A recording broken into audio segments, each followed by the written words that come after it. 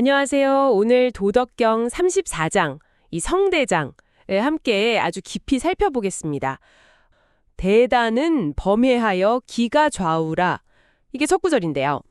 큰 도는 물에 떠다니듯 해서 그 좌우로 갈 수 있다. 시작부터 뭔가 도가 굉장히 자유롭다는 느낌이 확 오네요. 네, 그렇죠. 대도, 그러니까 이 크나큰 진리, 우주의 근본 원리는 범하다 이렇게 표현했어요. 이 범이라는 글자, 이게 이제 물이 넘쳐 흐르는 모습, 혹은 뭐랄까 정해진 길 없이 물 위에 이렇게 넓게 퍼져 떠다니는 그런 이미지를 줍니다. 물 위에 넓게 퍼져 있는. 네, 그래서 왼쪽으로도 오른쪽으로도 갈 수 있다. 기가 좌우 이렇게 말한 거죠. 그러니까 도에는 어떤 딱 정해진 형태나 방향이 없다는 거예요. 이 구절에 대한 주석이 있는데 같이 좀 볼까요? 제가 먼저 읽어보겠습니다. 주연, 도범람하여 무소부적에하여 가좌우 상하 주선이 용하니 즉 무소부지여라. 네, 다시 한번 읽겠습니다. 주연도 범란하여 무소부적하여 가좌우 상하 주선이 용하니 즉 무소부지하라. 네. 이 주석은 본문에 나온 그 범자를 범람이라는 단어로 풀어서 설명을 하고 있어요. 도가 마치 물처럼 넘쳐 흐른다는 거죠. 범람해서. 그래서 가지 못하는 곳이 없다. 무소부적 이렇게 말합니다. 무소부적. 네, 여기서 무소불이라는 표현은 쉬지 않는 바가 없다. 그러니까 굉장히 강한 긍정을 나타내는 거예요. 무소부적은 모든 곳에 다 갈 수 있다. 혹은 모든 상황에 다 들어맞는다. 이런 의미가 되는데 여기서는 문맥상 가지 못하는 곳이 없다로 보는 게 자연스럽겠죠. 적이라는 글자 자체가 가다라는 뜻도 있고 알맞다는 뜻도 있거든요. 그래서 좌우뿐만 아니라 위아래, 상하로도 이렇게 두루 돌면서 주선 쓰니까 결국에는 이르지 못하는 곳이 없다, 무소부지 이렇게 연결이 되는 거군요. 주선이라는 말이 여기서 두루 돌다 이렇게 쓰인 게 재미있네요. 네, 그렇죠. 주가 두루, 선이 돌다는 뜻이니까요. 이렇게 도는 그 어디에도 막힘없이 작용하니까 이르지 못하는 곳이 없다고 다시 한번 강조하는 겁니다. 본문의 그 자유롭고 어디에나 미치는 도의 성질을 주석이 잘 풀어서 설명해주고 있죠. 우리가 쓰는 단어 중에 적재적소의 적, 또 선회한다 할 때 그 선자를 생각해 보시면 이해가 좀 더 쉬우실 거예요. 네, 그렇군요. 자, 그럼 다음 구절로 한번 넘어가 볼까요? 완물이 시지얼생하고 공성불명유하고 의양만물이 얼부위준이라 장무욕이라 거명유 소요. 이번에 내용이 꽤 긴데요. 만물이 도의 의지에서 살아가지만 도는 생생내지 않고 또 공을 이루어도 자기 거라고 하지 않고 만물을 기르지만 주인 행세는 안 한다. 그래서 늘 욕심이 없으니 작다고 할 수 있다. 이런 의미로 다가오네요. 네, 정확하게 보셨습니다. 하나하나 좀 뜯어볼까요? 완물 시지얼생. 이건 만물이 그것, 즉 도의 의지에서 살아간다 이런 뜻이에요. 시자가 믿고 기댄다는 의미거든요. 의지한다. 네, 그런데 도는 말을 않는다고 해요. 불사고 해요. 만물을 낳고 살게 하면서도 어떤 대가나 인정을 바라지 않는다는 거죠. 사가 보통은 말씀사자인데 여기서는 생색내거나 공치사하지 않는다. 이런 뉘앙스로 읽으면 좋겠습니다. 그리고 공성불명유, 공을 이루어도 자기 소유라고 이름하지 않는다. 도의 글은 비소유적인 면모가 드러나네요. 의양 만물이 얼부위주는 만물을 입히고 기르지만 자기가 주인 노릇은 하지 않는다. 부위주 이거군요. 여기서 의가 동사로 쓰인 게 재밌는데요. 네, 맞아요. 명사인 옷이 아니라 옷을 입히다라는 동사로 쓰였습니다. 이렇게 만물을 다 포용하고 길러내면서도 그 위에 군림하지 않고 또 늘 욕심이 없으니까 창무욕, 상무욕, 겉으로 보기에는 그 작용이 아주 작아 보여서 작다고 이름할 수 있다. 거명유소고 말하는 겁니다. 거명어는 모모라고 이름할 수 있다는 표현이고 뒤에 소가 붙었죠. 드러나지 않는 도의 겸손함, 그런 걸 보여주는 구절입니다. 주 완물은 개 유도할 생이나 기생어 부지 기소유라. 고천하 상 무욕지시에 만물 각득 기소하나 도 무시어물이라. 고 가명어 소이 라하니라. 네. 다시 한번 읽겠습니다. 주 완물은 개 유도할 생이나 기생어 부지 기소유라.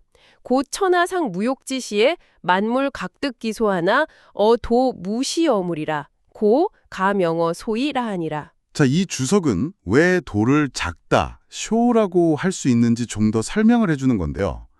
만물은 모두 도를 말미암아 생겨난다. 계유도화생. 하지만 일단 생겨난 뒤에는 그 말미암은 바를 알지 못한다고 말해요. 아, 말미암은 바를 모른다. 네, 유가 뭐뭐로부터 말미암다, 뭐뭐 때문이다 이런 뜻이고요. 기소유는 그것, 만물이 말미암은 근원, 즉 도를 가리키는 거죠. 그러니까 만물이 도 덕분에 생겨났으면서도 정작 그 근원은 모른다는 거네요? 그래서요. 네, 그래서 천하 사람들이 늘 욕심이 없는 때, 천하상 무욕지시에, 그러니까 도가 잘 구현된 그런 이상적인 상태에서는 만물이 각자 제자리를 얻어서 조화롭게 살아가는데 만물에게 무언가를 베푸는 바가 없다고 합니다. 씨가 베풀 씨자잖아요. 네네. 그러니까 도가 실제로는 만물을 다 기르고 있지만 마치 아무것도 해주지 않는 것처럼 보인다는 거예요. 그렇기 때문에 고 작다고 이름할 수 있는 것이다 라고 결론을 내리는 거죠.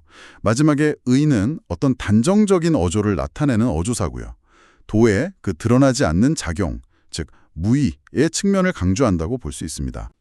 완물 귀엔 얼부위주라 거명의 대. 네, 바로 그게 도덕경의 묘미죠. 만물이 그에게로 돌아가지만 주인 노릇하지 않으니 크다고 이름할 수 있다는 뜻입니다. 앞에서 작다고 했던 것과 아주 선명하게 대조를 이루면서 도의 또 다른 본질을 보여주는 거예요. 네네. 여기서 귀엔 할 때 N자는 유지, 그러니까 주에게로라는 의미를 가진 겸사입니다. 즉, 만물이 도에게로 돌아간다는 거죠. 아, 만물의 근원이자 또 최종 목적지인데 그런데도 그 만물들을 소유하거나 지배하려고 들지 않는다. 바로 그 점이 위대하다는 거군요. 그렇습니다. 만물의 시작이자 끝이면서도 그 주인 행세를 하지 않는 그 포용력, 그리고 비소유적인 성격 때문에 크다고 말하는 겁니다. 거명유의 대는 크다고 이름할 수 있다는 뜻으로 앞에 거명유 소와 구조적으로 딱 대응이 되죠. 소와 대를 이렇게 나란히 놓으면서 도의 어떤 양면성 혹은 그 깊이를 보여주는 아주 탁월한 표현입니다. 이 구절의 주석도 한번 봐야겠네요. 주 완물은 개 귀지의 생이나 어력사 부직이 소유이니 츠 부의 소라 고북 가명요 대이라. 네, 다시 한번 읽어보겠습니다. 주 완물은 개 귀지 이생이나 어력사 부직이 소유이니 칠 부의 소라 고북 가명요 대이라. 이 주석은 해석이 조금 더 깊이 들어가는 느낌인데요. 네, 아주 흥미로운 해석을 제시하고 있습니다. 만물이 모두 도에 돌아가서 그로 인해 생겨나지만 다시 말해 도가 만물의 궁극적인 근원이지만 도는 힘써 만물로 하여금 그 말미암은 바를 알지 못하게 한다는 그런 해석이에요. 여기서 리시라는 표현, 이게 핵심입니다. 힘써 뭐뭐하게 하다는 어떤 사역의 의미를 담고 있어요. 그냥 모르는 게 아니라 도가 의도적으로 좀 적극적으로 자신의 존재를 숨긴다는 건가요? 그렇죠. 이 주석가는 그렇게 해석을 한 겁니다. 도가 단순히 뒤에서 그냥 보고만 있는 게 아니라 보이지 않는 힘, 리를 써서 만물이 그 근원인 도를 의식하지 못하도록 만든다는 그런 뉘앙스예요. 이렇게 보이지 않는 방식으로 적극적으로 작용하기 때문에 이것은 작다고 할 수 없고 따라서 다시 크다고 이름할 수 있는 것이다라고 설명을 하는 거죠. 푹은 다시 복자잖아요. 네. 앞에서 작다고 했지만 이런 숨겨진 적극적인 작용의 측면에서 보면 이건 결코 작은 게 아니기 때문에 다시 크다고 이름 붙일 수 있다는 그런 논리입니다. 자, 이제 마지막 구절입니다. 치종 부자위다라 고 능성 기대하니라. 네. 그것은 도 혹은 도를 체득한 성인은 끝내 스스로 위대하다고 여기지 않기 때문에 그러므로 능히 그 위대함을 이룰 수 있다는 뜻입니다. 이건 도덕경 전체를 꿰뚫는 아주 핵심적인 사상 중 하나죠. 네. 칠은 문맥상 도를 가리키는 것으로 볼 수 있지만 또 이 도의 이치를 따른 성인에게 적용해서 해석할 수도 있습니다. 자위대라는 건 스스로를 대단하게 여기고 막 내세우는 것을 의미하는데 도는 결코 그러지 않는다는 거죠. 스스로를 내세우지 않기 때문에 오히려 진정한 위대함을 성취한다. 이 역설적인 지혜가 정말 도덕경의 매력인 것 같습니다. 마지막 주석을 읽어보겠습니다. 주위대엔 유기시하고 두난엔 유기이 하니라. 네. 다시 한번 읽겠습니다. 주위대엔 유기시하고 두 나는 유기이하니라. 네, 이 주석은 마지막 구절의 그 의미를 아주 구체적인 실천 지침으로 연결시켜줍니다. 큰 일을 하려면 왜 돼? 그 작은 것에서부터 유시 시작하고 어려운 일을 도모하려면 투난 그 쉬운 곳에서부터 유이 시작하라는 뜻이에요. 외대는 큰 것을 함, 즉 큰 일을 이룬다는 뜻이고 유시는 그 작은 곳에서 그러니까 사소하고 작은 일에서부터 시작해야 한다는 걸 말합니다. 유는 장소나 시작점을 나타내는 전치사 역할을 하는 거죠. 아, 그리고 투나는 어려운 것을 도모하다인데 여기서 투자가 우리가 아는 그림도가 아니라 꾀하다, 계획하다는 동사로 쓰였군요. 각제도생할 때 그 도자와 같은 쓰임새네요. 맞습니다. 어려운 일을 꾀하려면 그 쉬운 것에서부터 시작하라는 거죠. 이 주석은 스스로를 위대하다고 여기지 않음으로써 위대함을 이루는 도의 방식처럼 우리 현실에서의 큰 성취 역시 거창한 시작이 아니라 작고 쉬운 것에서부터 꾸준히 쌓아가야 한다는 그런 지혜를 전해주고 있습니다. 특히 그 마지막 구절, 스스로 크다 여기지 않기에 능히 그 위대함을 이룬다, 부자위다, 고능 성취다라는 구절과 또 그 주석에서 말한 큰 일을 이루려면 작은 것에서 시작하라, 위다유기 시는 가르침이 참 깊은 눌림을 주는 것 같습니다. 저희는 다음 탐구에서 다시 뵙겠습니다.